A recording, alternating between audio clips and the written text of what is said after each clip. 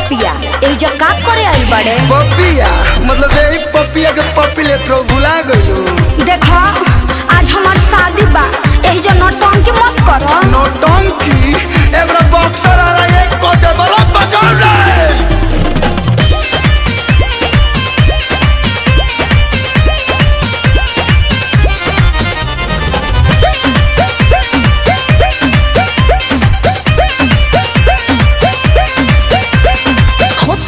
शादी का चाहेला बराबादी जान जाए पिया बता जिया ते मुआदी। अरे तनको तो ख्याल करो होता हमर शादी का चाहेला बराबादी जान जाए पिया बता जिया ते मुआदी। अच्छा अरे तोहरा पागलपंती से हम नहीं बाचा। मौक समझती हो क्या? नहीं रोब नहीं टुकु टुकु कहब दुआर पूजा में नागिन धुन पर कूद कूद के नाचो। सही में नहीं रोब नहीं टुकु टुकु कहब दुआर पूजा में नागिन धुन पर कूद कूद के नाचो। तब तो ठीक है बा। बेस बढ़ाओ रे। अरे तनी आराम से लेवल हाई कर। अरे बूफर फाड़ बोलो फुल कर वॉल्यूम फुल कर। ओहो डीजे डीजे बवाल करे बका रुमाल निकाल के। अरे बस चिड़ई के जान जाए लड़का खेलौना रोड पे लोटिया के नाचेंगे।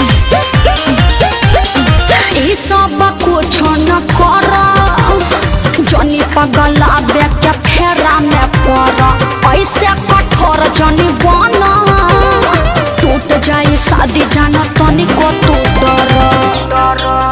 मौगा हवा प्रेमी होई ना कि जहर खाइले।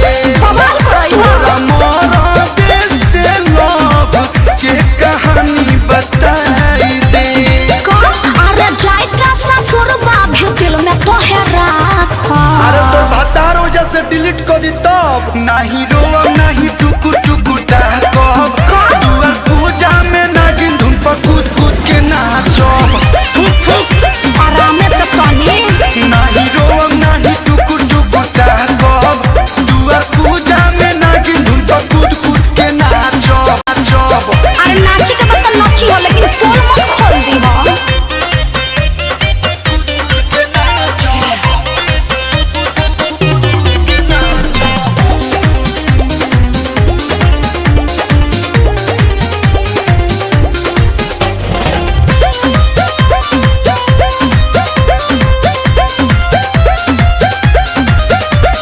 बाट मजा बुरे भला दोरे होई नहीं इतना हम बोरे पापा के मर्जी से होता के शादी कोइल बाटे हमरो जरूरी।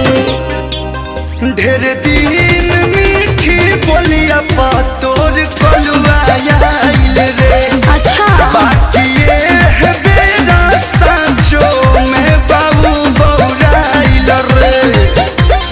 नहीं हरा के फेरू तो के कोरबा में साटो। I don't like this बासी माल। नहीं रोब नहीं टुकु टुकु कहब दुआर पूजा में नागिन धुन पर कूद कूद के नाचो। अरे आराम से